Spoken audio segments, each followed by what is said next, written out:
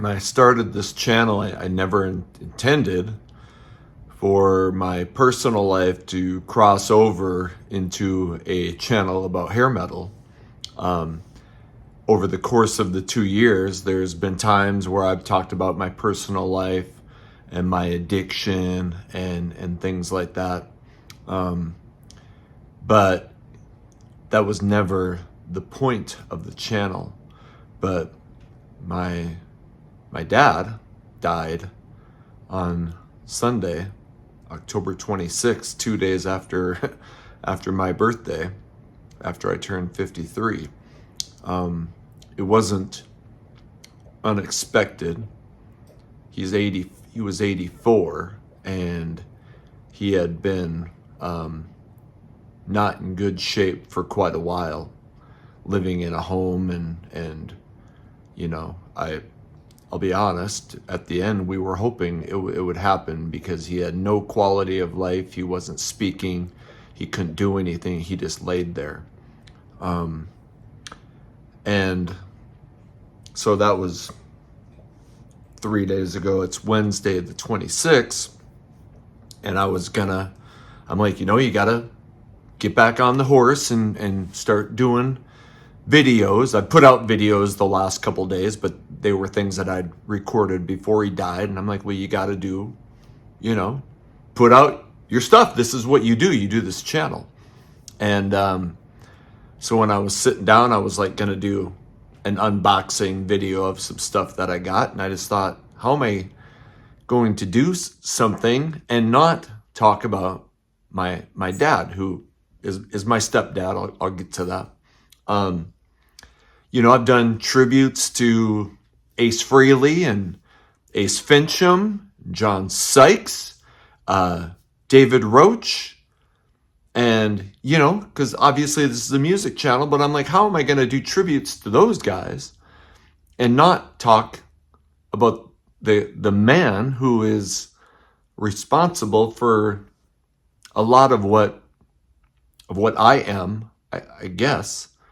So I'm gonna do that, and I apologize if you think that this is not the place. And maybe it's not. I don't know. Who knows? Like I'm any expert on anything except for maybe hair metal. Like I'm any expert of how what's appropriate or what's inappropriate. I don't know, but I just feel like if I don't do this,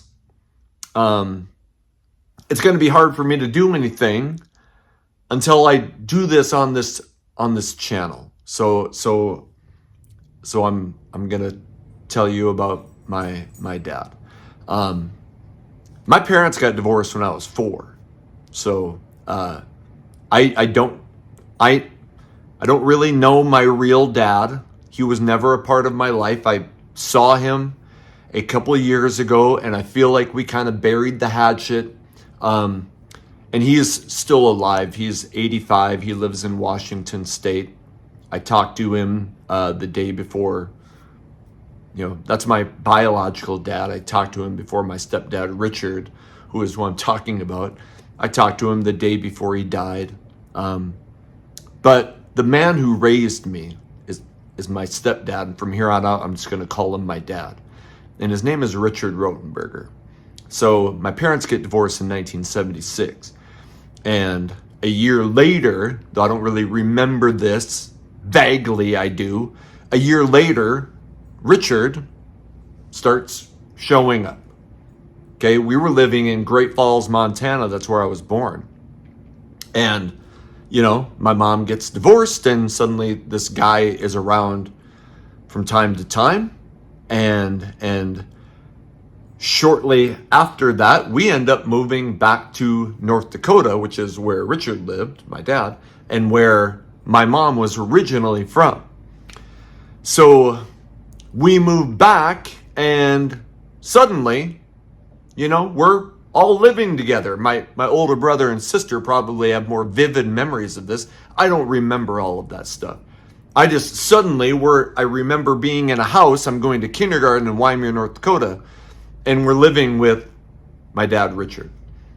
And I'll be honest, I did not like him. for a number of years. He was an alcoholic. You know, he could be an asshole. He was the strong, silent type, and a lot of times the strong, angry type. You know, so from the age of 6, that's like 1978, until 1987, I never really wanted him to be around. You know, like my brother and I both remember, like, you would come home from school, and if his truck was in the driveway, well, number one, you hoped that his truck wasn't in the driveway. And if it was, you just hurried up and got inside and went up to your bedroom. It's not like it was all like physical. It was just, he was just always kind of mad, it seemed like. Okay, so I didn't like him, but I found out years later. So I'll give you the date is May 27th, 1987. That's the day that he quit drinking. And my mom tells me this story years later, and I hope that she's okay with me telling it. But she was going to leave him.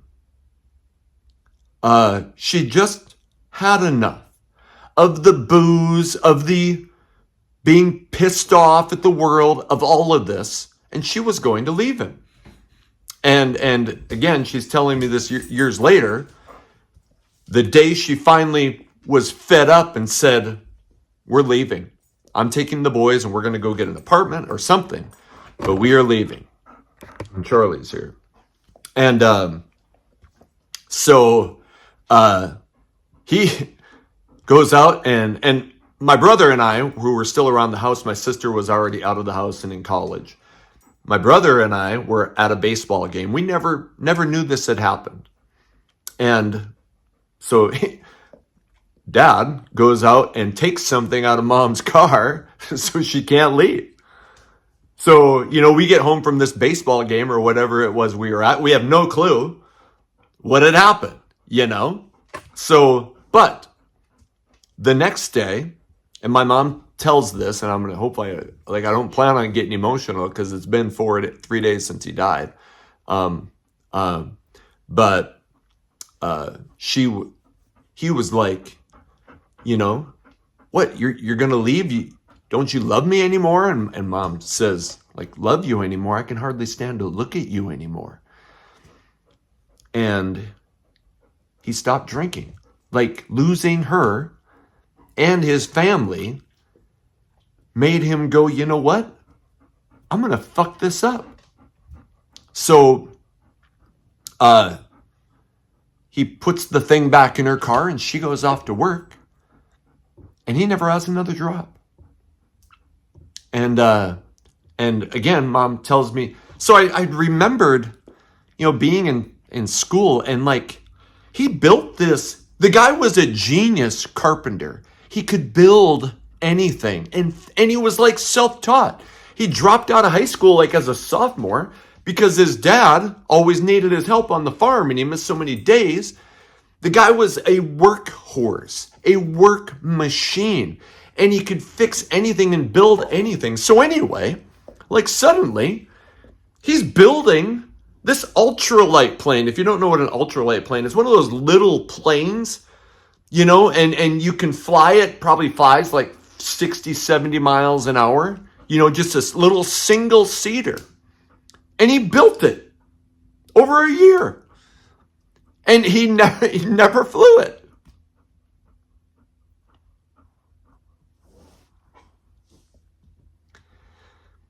And, you know, he ended up selling it. And when I asked, why didn't you fly that thing, you know, when he sold it? And he said it served its purpose. And its purpose was that whenever he wanted to drink, he would go work on this plane. And he was that dedicated to my mom and to us. And so that's how he got through that needing to get sober. And I just started like noticing all these little changes. I'm like, well, number one, he was around all the time, but instead of being pissed off and quiet, he started just changing. You know, he smiled more, he joked more. The next year, I think I was a freshman in high school, he started going to all my basketball games. Instead of being uptown at the bar, he was coming to all my games. And he just became this guy. And, you know, I never, like, it took me a while. Because, you know, when you're young, you don't know what alcohol does to somebody. You know, I drank in high school. I was like, oh, it's a blast. You know, you don't realize that alcohol was what made him this angry guy. And when he got rid of it, he stopped being that guy. He started being this great guy. You know, my mom and him were happy. He was this good dad. So I internalized that somehow because around 1995, 1996, when I'm 23, 24 years old, alcohol starts becoming my issue. And, you know, long story short, I don't want this to be about me, but, you know, when I started to know, like, man, this alcohol thing, maybe that's my problem. Well, I had this perfect example of what happens when you get rid of alcohol. Instead of being short with people and detached and depressed and angry, you know, I had this perfect example of what can happen when you quit drinking. So he was never the kind of guy who was going to sit you down and say, I think you have a drinking problem. He was somebody who led by example. He wasn't like Mr., you know, shit. I probably, like I said, he quit drinking in 87 when I was like 14. I think I actually started calling him dad when I was like 23. And probably said, I love you for the first time around this, you know, that my mom was always, I love you, I love you, I love you. That was just not him. He came from the old school, the strong silent type. So anyway, now I'm getting off track. But he was not the kind who was going to sit me down and say, I think you should do this. He kind of was going to let you figure it out. But if you ever needed his help, he would always be there. So anyway, I deployed to Iraq in 2003. I'm sober the year I'm there. And I'm like, son of a bitch. I'm starting to see the change in me that had happened with him. I started becoming a good worker, a good soldier. I noticed that I wasn't depressed all the time. So I get home in the summer of 2004. I drink my ass off for a couple months and go, oh, fuck, that's the problem. I go to treatment and ended up going back to college and doing all this stuff. But I don't, maybe I do that without him. But it was just always in my head, like, look what happened to him when he quit drinking. And if I don't have that example, maybe I never realize that, oh shit, drinking is your issue. So I got sober in the summer of 2004, and all this cool stuff happened in my life. I had 2 kids. My brother had 2 kids. My sister had 2 kids. He became like he was Papa. And he was the ultimate grandpa. Except when they got too loud, then you could see his angry side come out every now and then. But he was like, he loved being around his family. He was this, he had been this workhorse, strong, silent guy to this funny guy who loved having little kids around. And he was the ultimate example of what a dad should be. Well, a couple of years ago, I noticed, like, one day he came to help me in my garage. I have all this framed music shit. And he just seemed like off. Like he was forgetful and like repeating himself. Well, that's when he was starting to get, I don't know if it's dementia or Alzheimer's, it's one of the two, but his memory is going. And pretty soon mom's like, he was driving and got lost. Somebody had to bring him home. So anyway, for the last couple of years, it's been pretty rough. Eventually, my mom couldn't take care of him. He had to go live in a home. He would still, for a while, the memory, he would recognize you and things. But for the last couple months, it's been really bad. He had to move into a new assisted living center. He stopped like being able to recognize you. And for the last few weeks, he's just been laying there non-responsive. So it was time. And I